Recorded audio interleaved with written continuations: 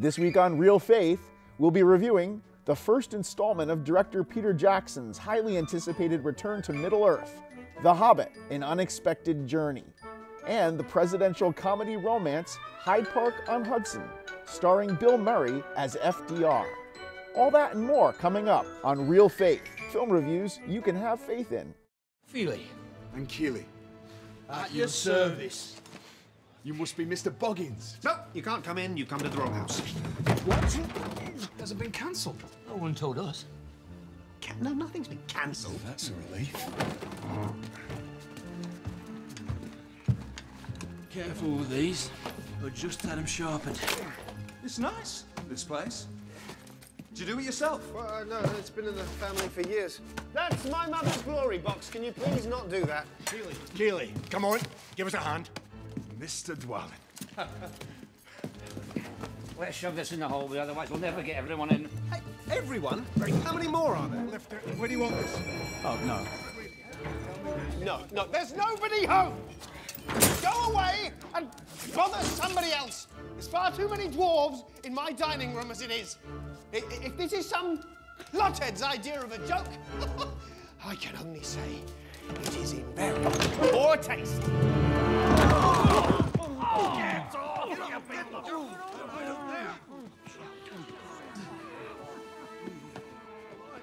Gandalf. Bilbo Baggins and company embark on an unexpected journey. But is the journey worth taking? Welcome, I'm Stephen Gridonis, film critic for the National Catholic Register and creator of DecentFilms.com. And I'm David DeSerto, former reviewer for the U.S. Conference of Catholic Bishops' Office for Film and Broadcasting. And this is Real Faith, the film review show where we'll be looking at movies through a Catholic lens. Well, Stephen, it's been 9 years since we last left Middle-earth's realm of hobbits, heroes, and magic rings. The Hobbit is arguably the most anticipated film of the holiday season. And over the years, the book The Hobbit is probably most people's introduction to the world of Tolkien. I know it was for me. But for those not familiar with the story, set 60 years before The Lord of the Rings, an unexpected journey begins the adventures of Frodo's elder cousin, Bilbo Baggins, played by Martin Freeman, who finds himself leaving the comfortable confines of the Shire in the company of the wise wizard Gandalf, again played by Ian McKellen, and a band of dwarves led by the grim Thorin Oakenshield, played by Richard Armitage. Their quest? To reclaim the dwarf kingdom under the Lonely Mountain, of which Thorin is the heir, from the terrible dragon Smaug. Along the way, Bilbo encounters the tortured creature Gollum, again realized by Andy Serkis, and acquires that magical ring that causes so much grief later on. Other returning Lord of the Rings players include Hugo Weaving as the Elven Lord Elrond, and Cate Blanchett as the luminous Galadriel. David, I've read these books aloud many times to all of my kids, and Tolkien's The Hobbit is a very different animal literarily from The Lord of the Rings. It's so different that after Tolkien finished The Lord of the Rings, he actually tried to go back to The Hobbit and rewrite it to be more in line tonally with the later work. But he abandoned that after a few chapters because people said to him, it's not The Hobbit anymore. The Hobbit is smaller scale, it's simpler, it's more childlike, or at least more child-friendly. It's less mythic saga than fairy tale. And it is those things because Tolkien wrote it first. The filmmakers wanted to make The Hobbit first, 15 years ago when they first started to adapt Tolkien, but the film rights to The Hobbit weren't available. We'll never know now what Peter Jackson's Hobbit would have looked like if he could have made it before The Lord of the Rings. It would have been very different from what we have here because now he's competing against his earlier trilogy and in some ways trying to top it. So it's swollen now to 3 epic films. He's bringing in as many subplots as he can from all of Tolkien's appendices in The Return of the King. And some new inventions as well. Absolutely. He's swollen up all of the action scenes, crammed in as many epic battle sequences as possible. And while these are very talented filmmakers and there's a lot to appreciate here, this is not Tolkien's The Hobbit, and it's really not in the same league as The Lord of the Rings either. Yeah, the Lord of the Rings is grand opera. The Hobbit has always been an operetta. But I agree with you. I think the real problem here is he's really a victim of his own success with the earlier trilogy. I think he's trying to outdo himself, or at least meet those same expectations, and it just doesn't fit. I agree with you as well about Jackson's decision to really sort of expand this over to 3 films. You know, in the first film, The Fellowship of the Ring, the character, an older Bilbo Baggins, tells his cousin Frodo that he feels thin, like butter spread over too much bread. Yes. And I think that's really a problem with this film as well. It's a much more compact story, a much slimmer plot, a much simpler plot. It just doesn't lend itself to this 3-film format. I do want to give it credit for the things that it does right. First of all, the production design is magnificent. It really blends seamlessly with the earlier films. We feel as if we're stepping right back into Middle-earth. Many of the returning actors step seamlessly back into their roles. I have to admit, I was a little disappointed with Ian McKellen's Gandalf. It feels very close to his earlier performance, but a little duller. But most of the others are really solid. I think that Martin Freeman is an excellent choice as a younger version of Ian Holmes' Bilbo Baggins. And there are some moments that work really well. I think my favorite is probably that haunting rendition of the dwarfs' very evocative song about their long-forgotten goal. Dungeons deep and caverns old, the pines were roaring on the... I agree with you. There is a lot of good stuff in this film. Another thing that I do like is, while they actually have tried to create this epic action scale to it, they also do keep some of the gentler themes and some of the more spiritual undercurrents of the story. 2 points in particular: the whole idea of mercy and the idea of elevating the lowly. You know, one thing that really shines through all of Tolkien's work is it can be considered almost a mythology of the Magnificat. The idea of God, you know, doing great things for the meek and elevating the lowly and casting down the proud. The story really is built on a theology of smallness. And that's why it's not the heroic warriors who really have the definitive victories at the end. It's the hobbits, whether they're Frodo or Sam in the earlier films or Bilbo in this film. Yeah, but I think that of those 2 themes, this film really only thematically nails the idea of mercy, which of course comes crucially into the scene with Bilbo and Gollum. The theme of smallness and the celebration of smallness, although Gandalf pays lip service to it. Including a great scene where Gandalf is talking with Galadriel, and he talks about how it's simple acts of kindness and love that really keep evil at bay. Yes, and not the great powers, as Saruman mistakenly believes. I think there is also another problem with the film. This film, the source material, The Hobbit, was actually written and published years before Lord of the Rings. It came out in 1937. Lord of the Rings, the first, I think, 2 volumes were published in 1954. And it was a self-contained story. Here, at least in the film versions, this film, which again deals with an earlier story, presupposes so much knowledge of the characters and the history and the environments of the Shire of the earlier films. So I think Jackson was assuming that people would understand what the Shire was about and those rhythms of the bucolic beauty of that land, which I think is a weakness of this film. I think it assumes too much of the viewer, and people who have not experienced those earlier 3 films, I think, are going to be a little bit lost here. Yeah, you know, just because it's been established before doesn't mean we wouldn't like to see it again. And instead of that, what we have to get to, of course, is the action, the battle scenes, and then more action and battle scenes, all ratcheted up to the nth degree, all at the same PG-13 level as the original trilogy, with plenty of decapitations and lopped off limbs. There's also a new strain of Shrek-like vulgar humor here. There's belching contests among the dwarves. Then there's this very weird strain of drug culture humor, from the scene where Gandalf, trying to calm down Radagast the Brown, has him take a toke on his pipe, and he crosses his eyes and then sighs with relaxation. And references to mushrooms. Yes, Saruman talking about how Radagast's excessive consumption of mushrooms has addled his wits. Yeah, you know, the action is, I think you have to take it within the context that this is a movie. And unfortunately, whereas the books celebrate meekness and the lowly, meekness doesn't sell well in films. It really, they're selling it on these larger-than-life epic action sequences. You know, ironically enough, in 1947, Tolkien's friend C.S. Lewis wrote an essay and he actually referenced The Hobbit and said that what saves The Hobbit from degenerating into mere plot and excitement is a tonal shift as it shifts into some more profound insights. Well, here the filmmaker is not really as concerned about those profound insights or characters. It really is concerned about degenerating simply into plot and excitement. And it does that, you know, effectively. The film is rated PG-13 for a lot of the same reasons as the original trilogy. Most of them we've already talked about, the violent battle scenes, the decapitation and so forth. In this case, you also have the crude humor, the drug humor references. Not a film, surprisingly, that's any more family friendly in spite of some of the sillier elements that might make you think it's younger skewing.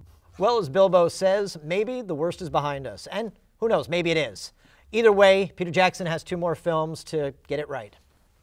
Well, coming up after the break, Stephen and I will continue our discussion of The Hobbit. Plus, Bill Murray and Laura Linney give new meaning to the phrase kissing cousins. Next on Real Faith. What is it, precious? What is it? My name is Bilbo Baggins. Bagginses. What is a Bagginses, precious? I'm a hobbit from the Shire. Oh, we like goblinses, batses, and fishes, but we hasn't tried hobbitses before. Is it soft? Is it juicy? Now, keep your distance.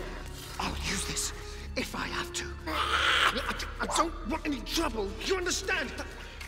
Just show me the way to get out of here, and I'll be on my way. Why? Is it lost? Yes, and I want to get unlost as soon as possible. Oh, we knows. We know safe paths for hobbitses. Safe paths in the dark. Shut up. I didn't say anything. I wasn't talking to you. You know, that scene actually climaxes a little later in what I think is really the pivotal scene of the entire film, in which the theme that we referred to earlier, the theme of mercy, really comes into play and has repercussions not only in this film and the subsequent 2 films, but really throughout the entire Lord of the Rings trilogy. Yeah, absolutely. This moment, this crucial moment when Bilbo has Gollum at his mercy and he makes a merciful choice. This is really the moral heart of this film, and the filmmakers get it so right. You know, looking forward to the next 2 films, we're going to get a chance to see Peter Jackson do a lot more of his technical virtuosity. I'm sure he's going to do amazing things with the spiders in Mirkwood. I'm sure that Smaug is going to be an amazing creation. I'm looking forward to some of the quieter moments, one of the most important being Bilbo's choice with the Arkenstone. This is where he really steps a little bit past the fairy tale norm and into some more important moral territory. I'm hoping he gets that right. I don't know if I'm looking forward to, but I'm curious about how he's going to handle the Battle of the 5 Armies when men, dwarves, elves, orcs, and even eagles fight it out. It'll be the biggest battle he's ever done. You know, I'm sure it's going to be technically more proficient than the battles in the earlier films, which were pretty spectacular. But I just don't know how he's going to up his game when it comes to the stakes. I mean, those earlier films, whether it was the Battle of Pelennor Fields or the battle outside the walls of Mordor, the entire fate of Middle-earth was hanging in the balance. Here, it's about who gets the gold. And that's really been this film's burden. The action is ramped up, but the stakes are much smaller and you're not as emotionally invested. Before we leave The Hobbit, we should say something about the technical innovations, Jackson's decision to shoot at twice the normal frames per second, 48 frames per second instead of 24. This results in a greater clarity of picture that paradoxically, for some people, makes the film look cheaper and more like television. I'm not entirely sure how that works, but I think part of it has to do with the level of clarity just making you that much more aware of watching actors in costumes with props on sets instead of characters inhabiting a film. I think maybe film glosses over some of those elements and gives you a more painterly feel. The 3D, I think, does enhance some scenes, particularly the scene in Goblin Town. It really gives you an impression of the depth of the chasms. But overall, despite the 3D, I think the narrative overall is a little 2D. If I was going to go see it again, I would want to see it in 2D at 24 frames per second. We now turn from hobbits to Hyde Park on Hudson, a film that sketches an intimate portrait of a larger-than-life American president. Is my wife behaving herself? Yes. Has my mother calmed down? She's fine. It's like a madhouse. Don't worry. all quiet on the upstairs front.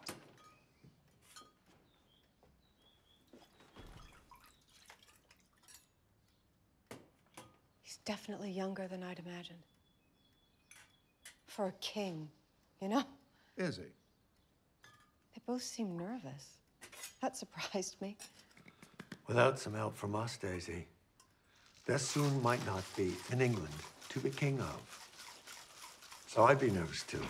Well, we've already had Lincoln, and now we've got FDR, another one of America's presidents whose life has been very extensively chronicled. But this film deals in part with one of the less chronicled aspects of FDR's life. Set in the latter 1930s, the film finds Murray's FDR escaping Washington, D.C. to a bucolic getaway in Hyde Park, New York, in the Hudson Valley. As a distraction from an economy crippled by depression and the storm of brewing war, he invites Laura Linney's Margaret Suckley, a distant cousin whose diaries are a source for the film, to join him, along with his wife Eleanor, played by Olivia Williams, and his imperious mother, Sarah Delano, played by Elizabeth Wilson. The story takes a serio-comic turn with the arrival of Samuel West and Olivia Colman playing the United Kingdom's King George VI and Queen Elizabeth, the royal power couple from The King's Speech, though less affectionately portrayed here, hoping to rally American support for their looming confrontation with Nazi Germany if they can master the mysteries of the American hot dog. You know, like Lincoln, this film is not a strict bio. It's a slice of life. Here we don't get the FDR of the fireside chats or the New Deal or the nothing to fear but fear itself. But the slice that they do happen to focus on has been subject to some criticism. As we said, the film is inspired, loosely based on the private journals and letters between Margaret Suckley and the president. And while those source material do infer some type of a intimate relationship, it could have been a deep friendship, there's nothing that really indicates that the relation took on the sexual nature as depicted in this film. Yeah, and the very tolerant attitude of the film for this extramarital relationship and the other extramarital relationships that the president is depicted as engaging in left me with a really sour taste in my mouth, particularly juxtaposed with the other story that we see here, the story of the visit of King George VI, Bertie from The King's Speech, and his wife Elizabeth. I kept having flashbacks to that movie, and you know, The King's Speech was one of the most positive portrayals of marriage in a recent motion picture that I've seen. And while this movie certainly has the right to do its own interpretation of the characters and take its own direction, the echoes of that film didn't help me to feel any better about the tolerant portrayal of extramarital relationships here. I agree. You know, there's a pivotal scene in this film where FDR is having a private conversation with the king, and he discusses how people project what they want to see onto their leaders, and they're ultimately disappointed when they find out that they have feet of clay. You know, but my problem isn't so much that they show FDR as a morally flawed person. We all are. I agree with you that my problem is that they sort of show it in this sort of wink-wink approving manner. And what they do is they divorce strong leadership from moral leadership. And they compartmentalize personal morality as if being an effective leader has nothing to do with being a good man or woman. And here, FDR is portrayed as being a good man. I mean, he looks past the King's Speech impediment, and it kind of asks us, if he can do that, why can't we look past his moral impediment? It's a movie that has a split personality. It's got these two stories that aren't really related. FDR's relationship with Margaret Suckley, the whole business about the king coming to the United States, trying to connect with the American people. Neither is a particularly interesting story in itself, although I have to say, I did really like the climax of the story of the king's visit. And once again, he has to make a symbolic gesture in order to rally a nation on behalf of war, only this time it's our nation, and he's not aware of the significance of the gesture until he's made it. Yeah, there actually were some fun moments. I also liked when the king and queen were actually arriving, they stop along the way to meet some Americans, and they're waving to this farmer on a tractor who could care less who they are. But I agree with you, the sort of the jocular portrayal of Murray's FDR really came across at times kind of creepy. I mean, he comes across as a dirty old man. Yeah, you know, casting Murray, I almost want to call it stunt casting. It's kind of the flaw that spreads over the two disparate personalities of the film. He's a talented actor, but he brings a lot of baggage, and I just have a hard time accepting him in this role. The film is rated R for the mature themes, and there is some suggested sensuality, some non-explicit sexuality, and then there is some strong language and some scattered profanity throughout. Interestingly, The King's Speech is also rated R, mostly for the therapeutic use of the F word. Seeing this movie really makes me want to revisit that one as soon as possible. On deck, we'll punch your ticket for another Christmas movie with a message. So stay tuned for more Real Faith on Net.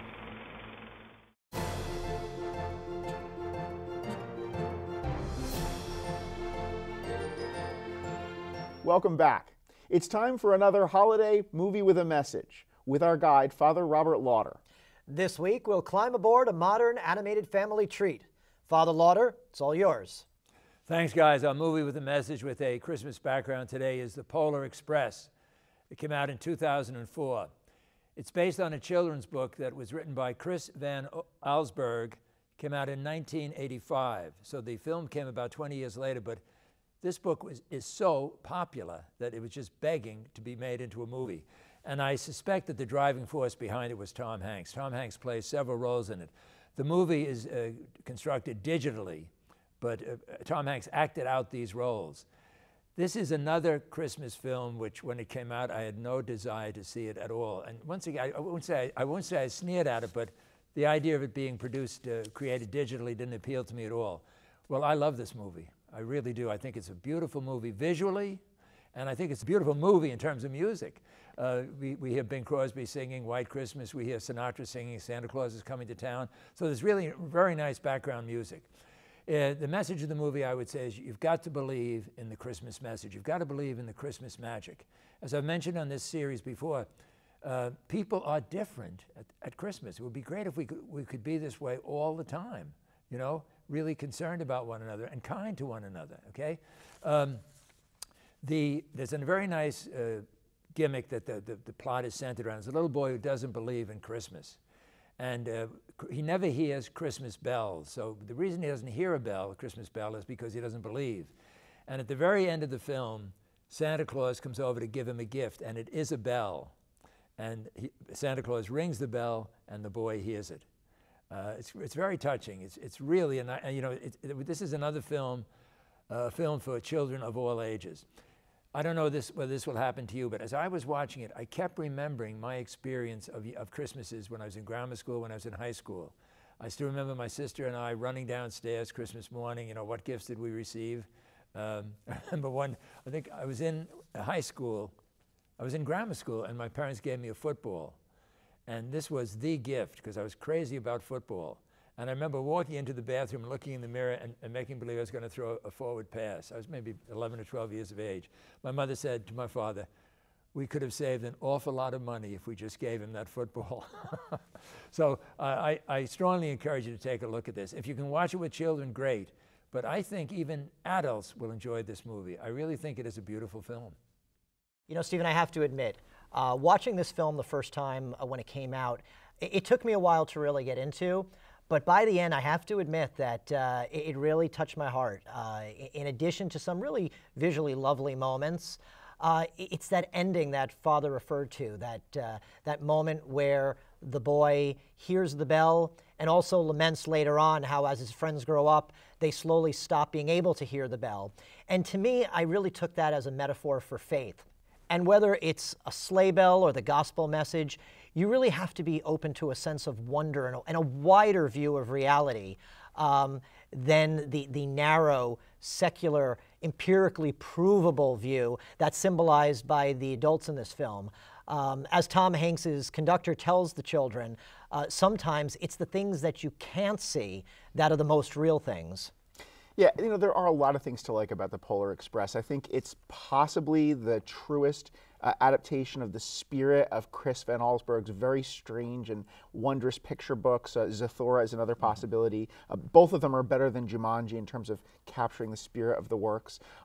It is visually wonderful. Some people are put off by the relative lack of plot and the emphasis on wondrous imagery, but that's one of the things that I like about it.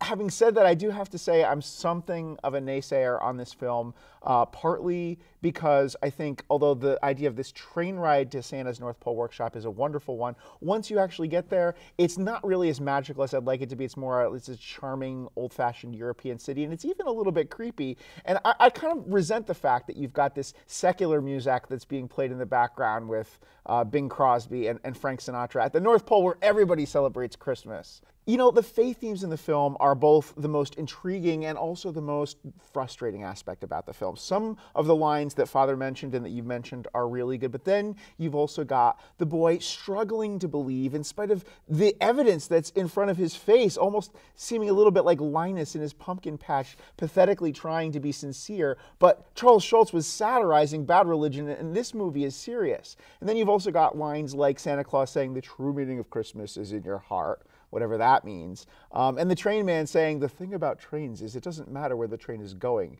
The important thing is to get on board." Well, you know, there are destinations that are better to go to and others that are better not to go to. I agree with you to some extent, but the story does leave open the possibility of one of the characters actually being an angel. And while the boy's journey starts out in skepticism and cynicism and doubt, it ends in a sense of wonder and a longing for wonder. And in a Christmas movie, can that really be a bad thing? Well, I'll give you this. In spite of my reservations about the film, this is probably in the top half of American holiday family fare. Now to recap this week's reviews. Spectacular, but bloated. The Hobbit, An Unexpected Journey, is a middling Middle-earth muddle that gets some things right, but mostly buries the charm and simplicity of Tolkien's fairy tale under better-than-average fantasy action thrills. Despite pretty scenery and Bill Murray's jocular performance, Hyde Park on Hudson is a tawdry affair that extrapolates more than it enlightens or even entertains, and its approval of adultery suggests strong leadership has little relation to strong morals or character. Join us next week for our holiday season finale, when we'll be reviewing the star-studded screen adaptation of the Tony Award-winning musical Les Miserables and the Ewan McGregor-Naomi Watts true-life survival tale, The Impossible. Before we go, our prayers go out to Father Lauder for a speedy recovery from minor surgery. Until next time, I'm David DeSerto. And I'm Stephen Gradanis, and that's a wrap on Real Faith.